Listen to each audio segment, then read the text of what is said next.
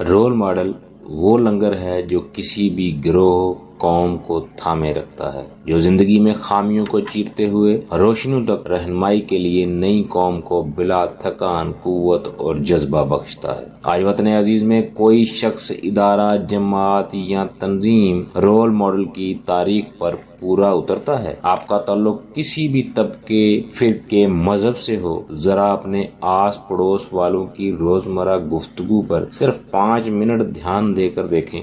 90% گفتگو ماضی کے قصوں پر محور گھوم رہی ہے۔ ہمارے دادا نے کبھی کسی سے اونچی آواز میں بات نہیں کی۔ ہمارے والد 5 روپے کلو چینی خرید کے لاتے تھے۔ میر صاحب کے فیصلے بہت اچھے ہوتے تھے۔ ان کے بنگلے پہ چائے سارا دن چلتی تھی۔ جناح اگر کچھ برس زندہ ہوتے آج ہمارا ملک ایسا نہ ہوتا۔ لیاقت علی خان اگر شہید نہ ہوتے تو ہمارا ملک ایسا نہ ہوتا۔ ایوب خان فوجی تو تھے مگر ترقی کے سنگے بنیاد بھی اسی نے رکھی۔ بھٹو صاحب نے موت تو گلے لگا لی مگر فوجی عامر کے سامنے سر نہیں جھکایا۔ یہ الگ بات ہے۔ ان کی سیاسی پارٹی آج بھی روٹی کپڑا مکان پر ووٹ مانگتی نظر آتی ہے۔ کوئی تبدیلی نہ آ سکی۔ کیا وہ سرکاری ٹرانسپورٹ تھی؟ چند روپے میں ٹکٹ لیا اور بیٹھ گئے۔ کیا لاجواب گاڑیاں تھیں؟ سبحان اللہ۔ آخر کوئی زندہ رول ماڈل بھی ہے تو جواب ملتا ہے دفع کرو جی، جناح کا ملک کتنی محنتوں کے ساتھ بنا تھا، انہوں نے ستیہ ناش کر دیا۔ علامہ اقبال سب کچھ شاعری میں لکھ گئے، بس ایک بار پڑھ لیں۔ ان کا تو حساب وہ ہے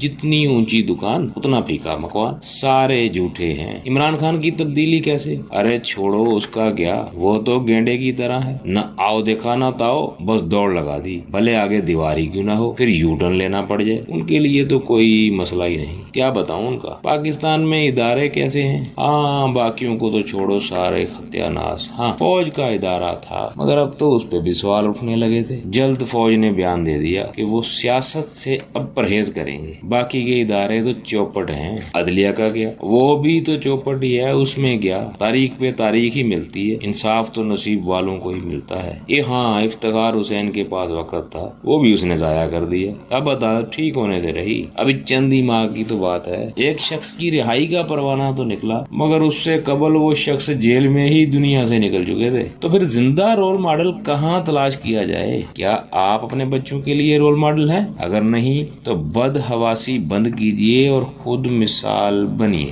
کوشش کیجیے آپ کے ہوتے ہوئے آپ کے بچوں کو کسی رول ماڈل کی طرف دیکھنے کی ضرورت ہی پیش نہ آئے۔ رول ماڈل شاید آپ کے آس پڑوس محلے میں کسی گلی کوچے میں موجود ہو، اسے نواز شریف، بلاول، عمران خان یا کسی دوسرے اداروں میں مت تلاش کیجیے بلکہ خود رول ماڈل بنے۔